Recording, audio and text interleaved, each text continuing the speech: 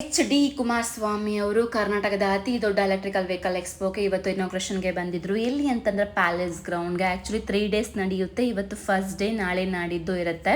And ಇನ್ನೊಂದು ವಿಚಾರ ಏನು ಅಂತಂದರೆ, ಸ್ಟಾಕ್ ಮಾರ್ಕೆಟಲ್ಲಿ ಎಲೆಕ್ಟ್ರಿಕಲ್ ವೆಹಿಕಲ್ಗೆ ಏನಾದರೂ ಇನ್ವೆಸ್ಟ್ಮೆಂಟ್ ಈ ಟೈಮಲ್ಲಿ ಮಾಡಿದ್ರೆ this is the right time.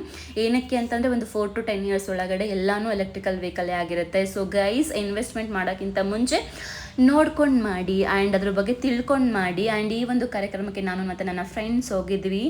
And ಇನ್ನೊಂದು ವಿಚಾರ ಏನು ಅಂತಂದರೆ, ಅವ್ರು ಬಂದ ತಕ್ಷಣ ವಿತಿನ್ ಸೆಕೆಂಡ್ಸ್ ಯಾವ ರೇಂಜ್ಗೆ ಜನ ಮುಕ್ಕರ್ಕೊಂಬಿಟ್ರು ಅಂತಂದರೆ ನನಗೆ ಶಾಕ್ ಆಗ್ತಿದೆ. ನನಗೆ ಫಸ್ಟ್ ಟೈಮ್ ಹಂಗೆಲ್ಲ ನೋಡಿರೋ ಕಾರಣಕ್ಕೆ ನನಗೆ ಸ್ವಲ್ಪ ಶಾಕ್ ಆಯಿತು. ಆ್ಯಂಡ್ ಹೆಣ್ಮಕ್ಳು ಎಷ್ಟು ಸ್ಟ್ರಾಂಗ್ ಅಂತ ಹೇಳಿದ್ರೆ ನೋಡಿ, ಅಲ್ಲಿ ಫಿಸಿಕಲಿ ಆ ರೇಂಜ್ಗೆ ಬ್ಯಾಲೆನ್ಸ್ಡಾಗಿ ಇದ್ಕೊಂಡು ನಮಗೆಲ್ಲ ಎಂಟರ್ಟೈನ್ಮೆಂಟ್ ಮಾಡ್ತಿದ್ದಾರೆ ಅಂತ ಅಂದರೆ ಹೆಣ್ಮಕ್ಳಿಗೆ ಒಂದು ಎಲ್ಲಿ ದೊಡ್ಡ ಸಲಾಮ್. ಆ್ಯಂಡ್ ನಾನು ಮನೆಗೆ ಬಂದಾದಮೇಲೆ ಮನೆಯಲ್ಲಿ ದಾರೀಲಿ ಒಂದು ಕಲ್ಲಂಗಡಿ ತಿನ್ಕೊಂಡೆ. ಏನಕ್ಕೆ ಅಂದರೆ ಡಿಹೈಡ್ರೇಟ್ ಆಗಿರುತ್ತಲ್ವ ನನ್ನ body, so hydrate ಮಾಡ್ಕೊಳ್ಳೇಬೇಕು.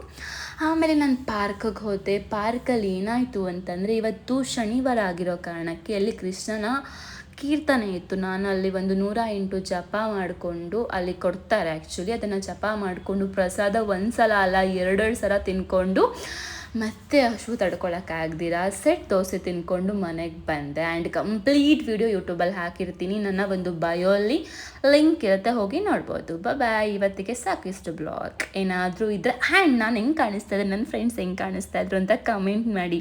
Only for positive comments, ಇಲ್ಲಾಂದರೆ ಬ್ಲಾಕ್ ಮಾಡ್ತೆ. ಬಾಯ್.